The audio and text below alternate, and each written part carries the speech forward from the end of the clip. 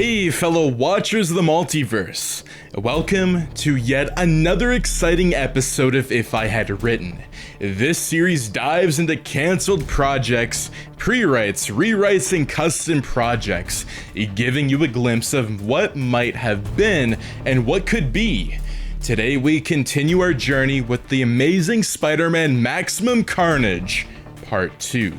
If you haven't watched part 1 yet, make sure to check it out. It's in the playlist in the description down below so you get the full story. And I do want to say, Miss the Part is back and better than ever. We've revamped the channel and we're rolling out tons of new fan fictions and original stories. And you can expect a lot more new series and exciting content on the channel. Make sure to check out our Patreon and Substack for exclusive perks and behind the scenes content. By becoming a member means you'll get early access to videos, special updates, and the chance to support more amazing projects just like our brand new Season 2 What If series that is currently in the works. So if you become a member on Patreon, Substack, or even join us on the YouTube community, it really means a lot. We got so much exclusive content coming out, so stay tuned and join us on this epic journey through the multiverse. Location: New York City. The events of the past 24 hours were a blur to Peter Parker. In his quest to fix things, he had simply made them significantly worse. His trip to the secret laboratory of Dr. Otto Octavius didn't yield any good results for New York City. All that had come out of it was that there was now a band of undercover symbiotes moving around the city in plain sight, and nobody but him seemed to notice. Now, that was the part that confused him. He saw several symbiotes everywhere, but he couldn't understand why people weren't panicking. He was swinging through the city and saw a symbiote walking through the streets, along with everybody else. It even stopped by a newspaper stand to look at the paper along with some others. To say it was weird was an understatement. He actually thought he was going crazy, but the news coverage made him realize that he wasn't. The headless bodies around the city seemingly multiplied overnight, and dead bodies turned up everywhere with no visible cause of death. Peter knew that the multiple headless bodies were caused by the several symbiotes in the city, but the mysterious dead bodies didn't make any sense. No one knew how they died, they just simply did. Peter needed to do something about the symbiotes. He couldn't just let them run free and kill people as they choose, as the whole city would go crazy, as serial killers would be everywhere. Peter swung to Times Square. He stood on the roof of one of the buildings and surveyed the situation. His eyes caught a weird sight. A man was sitting in the Times Square playing chess, and his opponent was a symbiote. There was also a small crowd watching as they played. They were all oblivious to the fact that one of the players was a symbiote. Peter shook his head and looked at the screens at Times Square. The news coverage was still the usual. Eddie Brock's human face, as well as his Venom symbiote face, was plastered across all channels. Peter then realized that Venom was still at large, and everyone wanted to find him. Peter then began mulling how he could possibly lure Venom out. Then, all the screens around Times Square changed and began broadcasting just one image. Peter turned and saw the face of Venom. Venom was speaking. The crowd was now concerned with the screens around Times Square. Sound was enabled, and Peter heard the low-pitched voice of Venom addressing him. Venom said that he'd heard Spider-Man was looking for him. He said that he could just make it easy and show himself to Spider-Man, but that would be no fun in that. Venom then moved away from the camera and revealed Mary Jane, who was bound and gagged behind him. At the sight of Mary Jane, the crowd below let out a loud gasp. MJ began twitching and tried to speak. She was unsuccessful. Venom laughed at her feeble attempt and looked back into the camera. He said that he'd give Spider-Man an incentive to find him. Then the broadcast ended. Peter looked at the sky around him, and the frustration he felt all came together in an explosive anger. He saw a neon sign on the roof, and he jumped up and punched it. It broke into several pieces. He landed on the floor. He pulled off his mask and kneeled on the floor and began sobbing. Location: Peter Parker's home.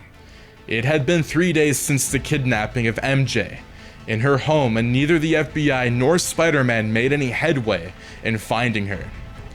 Experts had analyzed the sounds and visuals in the video recording, but they couldn't figure out where it was shot. There was no clues, and that was because no one knew where to begin the search. Also, Venom hadn't made any further contact. Peter's frustrations was evident. He had gone from being sad to angry. Then he became determined. And now, he was determined. He was sitting in his living room, watching the television while drinking beer. He tried to ignore the gagging of the reports that were camped outside his home. Their number had tripled since the kidnapping, and it wasn't letting up. Then the broadcast on the television was suspended, and instead, there was a shot of his high school. The anchor was announcing a mass shooting going on. Peter was suddenly interested in what was happening. The news was reporting several injuries, but no deaths. Police were on the scene, and it appeared that the shooter was holding several people hostage. Peter dropped the beer bottle. He got to the basement, reached into his clothing dryer, and removed his Spider-Man suit. He felt some sort of guilt. He felt he was betraying MJ by abandoning the search for her to go save people at his old school, but this was a more personal matter. He stood and pondered it for a moment, but MJ would want him to go save others, and his Uncle Ben. It was always something that they both wanted him to do. So he tore off his regular clothes and wore his suit. He wore his mask, took a deep breath, and opened his front door. More than a dozen cameras flashed at him, and he jumped up in the air and began running across rooftops on his way to Midtown High School. Location: Midtown. Peter Parker got into the school. The halls were deserted, and there was blood on the floor in the central hallway. He heard whispering voices coming from a classroom. He tried opening the door, but it was locked. He called out and said that he was Spider-Man and that he was coming in. After saying that, he kicked down the door, and a few students actually screamed. He told them not to worry, and he asked them to follow him. They were happy to see that Spider-Man had come to save them. Peter guided them out into the hallway and out of the building where the cops and paramedics were waiting to get them. One of the students mentioned that the killer was holding others hostage in the cafeteria. Parker turned to go find the shooter, but the shooter found him first. On the other end of the hallway, the shooter stood with his assault rifle aimed right at Peter and the fleeing students. Peter screamed, asking them to go. The gunmen fired, and Peter's spider sense were suddenly alerted. Peter followed the bullets with his eyes as they sailed towards him. He then shot his webs, and they caught onto the bullets. He then pulled back the webs and threw the bullets into the wall. The gunman then aimed the gun at Parker. Peter then jumped on the wall and began running across it, headed straight for the gunman. As he was doing so, the gunman was shooting at him. None of the bullets were hitting their mark. They instead pockmarked the walls. The bullets were spent, and Peter was halfway through the hallway to where the gunman stood. The gunman quickly removed the magazine and replaced it with a fresh one.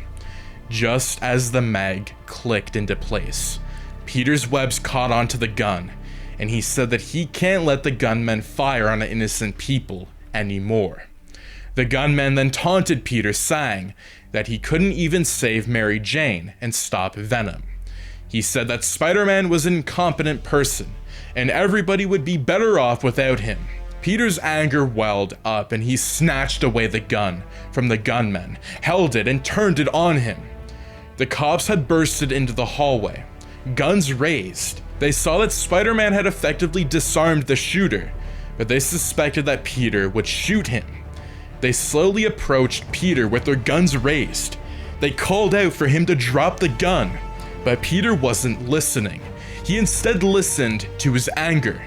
That action caused half of the shooter's face to blow away.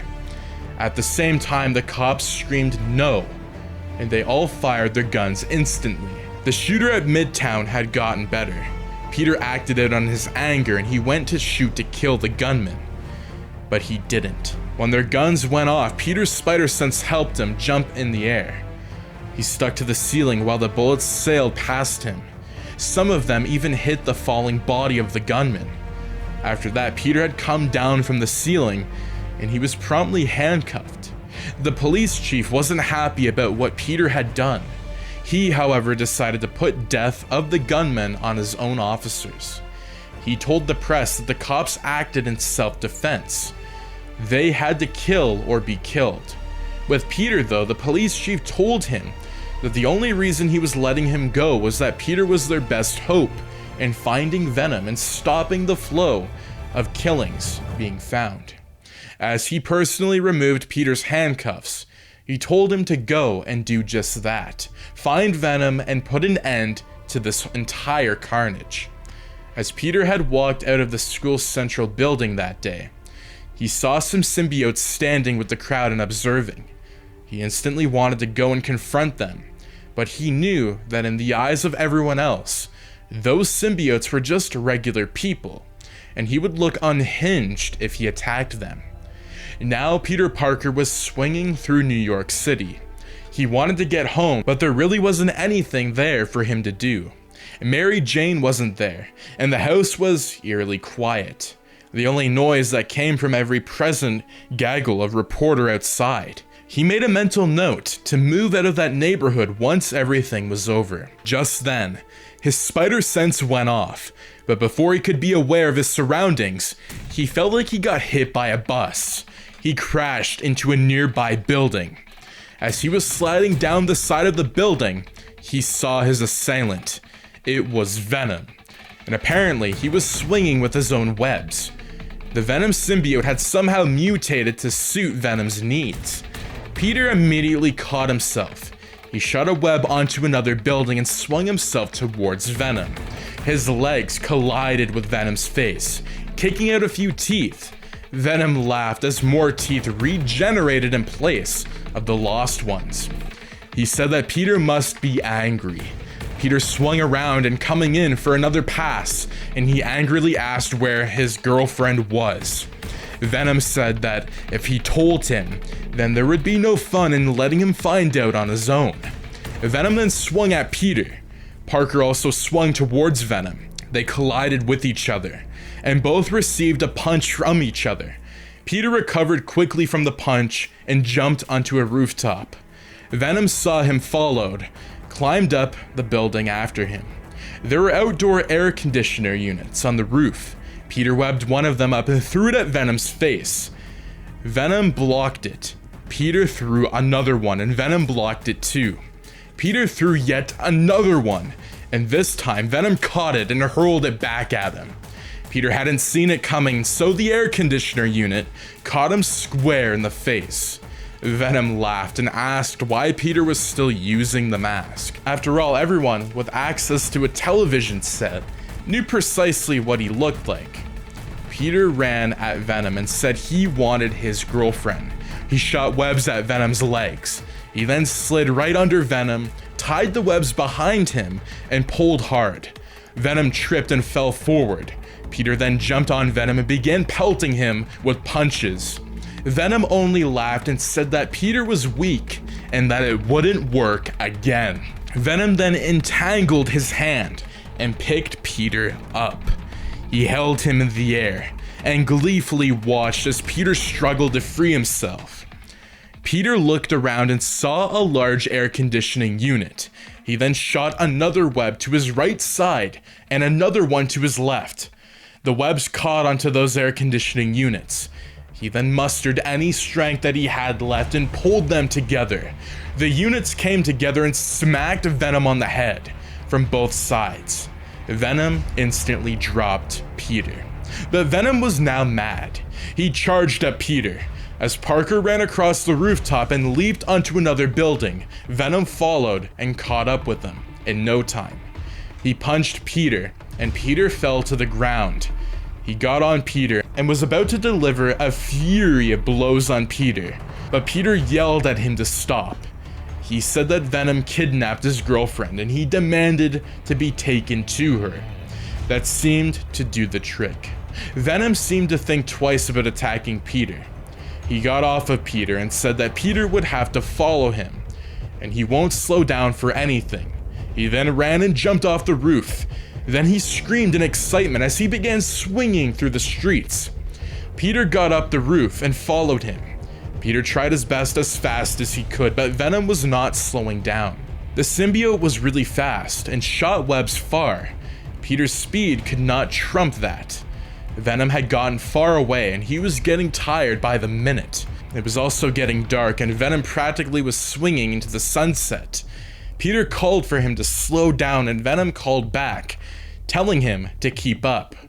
Peter then stopped on a rooftop and watched as the only hope of finding his girlfriend was slipping away. He hated himself for being too tired to follow Venom, but then he noticed that Venom had tied a spider's web with his symbiotic body. Peter looked at the webs and knew then that Venom was just messing with him. Apparently the symbiote was not kidding about wanting to play a sick game with him. Location: Oscorp Industries. Peter Parker had wanted to follow the trail left for him by Venom, but he only knew that it wouldn't be that easy. There was no way Venom would just let him walk into wherever he kept Mary Jane and just take her. For some reason, Venom was towards him and he did not know why he was like that. But he knew something else. He had sparred with Venom on 3 occasions and the symbiote had won all rounds. He was no match for the symbiote. All his webs were powerless to stop it. He needed a strategy. He would need to spar with Venom again to get Mary Jane back. And to do that, he would need to have the upper hand. Getting the upper hand was the reason he was at Oscorp Industries. He knew that Oscorp spent billions in research and development of incredible weapons and devices. He knew this firsthand because the spider that bit him gave him his superhuman powers. It came from Oscorp Industries. It wasn't lost on him that it was Oscorp Industries that gave Dr. Otto Octavius funding to develop technology that made him dangerous. Oscorp had since cut ties with the mad scientist. Peter would have preferred not to associate with Oscorp, but they were the only ones with the equipment and the expertise to help him get what he needed. Peter went to the office of Dr. Kirk Connors. He told the man what he wanted. His abilities weren't enough to stop the Venom symbiote and he needed something more. Dr. Connors agreed to help him. He said that the scientists at Oscorp had watched footage of the fight at Times Square. They knew that Peter was no match for the symbiote, so they had found a way to even the odds. He led Peter to a secure room. He swiped his key card through the slot in the wall, and the door opened. Connors walked in the room and Peter followed. Standing right in the middle of the room was a male mannequin dressed in a Spider-Man suit. Dr. Connors explained that Oscorp scientists noticed that Peter's suit got ripped too easily. Peter got defensive, saying that his suit didn't get ripped that easily. But Connors looked at a tear on Peter's wrist. Peter said that didn't count. Dr. Connors smiled and said that the new suit was made of a special element that the scientists had discovered. It was pretty light and stretchy, but it was very durable. Peter touched the fabric and knew Dr. Connors was right. Connors led him to a table where there were several devices. Dr. Connors pointed to a set of web shooters. He explained that it shot webs that exploded on impact. It was only to be used when absolutely necessary. He pointed to another set of webs and explained that it shot webs that were amplified with several electricity volts. If he needed to electrocute the symbiote, the webs would help him do that. He pointed to another set of web shooters. He explained that it was laser webs. It would cut clean through anything and anyone. The only thing that the laser webs could plow through was the special fabric that the suit was made out of. Dr. Connors explained that if Peter used the laser web on Venom, he could kill the symbiote. Peter replied that that was the sort of plan he had. He told Connors that they would take the new gear. Peter and Connors finally shook hands, and Peter smiled. He was happy that Connors was finally back, and that he even had his old job back. He thanked him and left. Location: New York City. Peter Parker was actually enjoying the feeling of his new suit. It felt great, and it made him more agile. He was swinging through the city following Venom's trail of webs. He had reached one of the webs and it was attached to the cover of a manhole, leading it into the city's storm drains. Peter signed and said of course, Venom's lair would be underground. That was how he escaped the detection for that long. He opened the cover and jumped into the storm drain. He began running through the drain. He saw another symbiotic web and knew he was in the right place. He kept running, following the web. He reached the Atorium, and he noticed that he was in an abandoned sewage treatment plant, and he didn't see any more symbiotic webs. He stood clueless for a moment. Then he called out to Venom to come out and face him. He then heard the voice of Mary Jane screaming, calling out to him. Apparently, she had heard him. He rushed and followed the voice. She was chained to the floor in the central hub of the old sewage plant. Then as Peter approached her, he heard a roar of engines. Then the ground beneath Mary Jane opened, and she was being lowered into a large flaming chasm underneath. She screamed, and Venom came out from his hiding place, laughing. He explained that the old sewage treatment plant used a STEM engine powered by coal. That flaming engine was what Mary Jane was being lowered onto. Mary Jane screamed at the heat. She called out to Peter to shut off the engine. He found a lever and pulled it. The engine shut off. He then found a lever and pushed it, and she began coming up from the coal pit. Venom laughed and said that Peter must be naive, that he would let him off that easy. Venom then charged at Peter. Venom punched him, and he landed into the far wall. Peter got up. It was time to use his new toys. He used the electrifying webs on Venom. It did exactly what Connors said it would do. The electricity shock stunned Venom for a minute, while Peter pelted him with blows. When the shock wore off, Venom punched Peter away. Peter landed on his feet. He then used the shot explosive webs at Venom. The webs stuck to Venom's chest and shoulders. They exploded on impact, just as Dr. Connors had predicted. The explosion blew away the symbiote that was around Eddie Brock's face. He was now exposed and vulnerable. Peter then jumped on him and began punching him in the face. Mary Jane screamed at him to stop. She feared his rage. MJ's scream snapped him out of his rage. He then asked Venom why he had to do the things he did. Eddie then explained that he tried to keep the symbiote inside of him, but when Peter broke his camera at the Science Expo, it caused the symbiote to have leverage over his body, and there was too much rage that came out of him. He had been on a mission of revenge ever since that day at the park. Peter had destroyed his life, and he knew he wanted to destroy Peter's life. Peter got down from him and apologized. He said that all he wanted to do was stop Dr. Octavius from harming everybody. Venom got up and said that he had tried getting the symbiote off of him, but he couldn't. The symbiote was making him eat human heads. Peter then left Venom and went to Mary Jane. He freed her from the chains and hugged her. She told him that he should try and help Venom.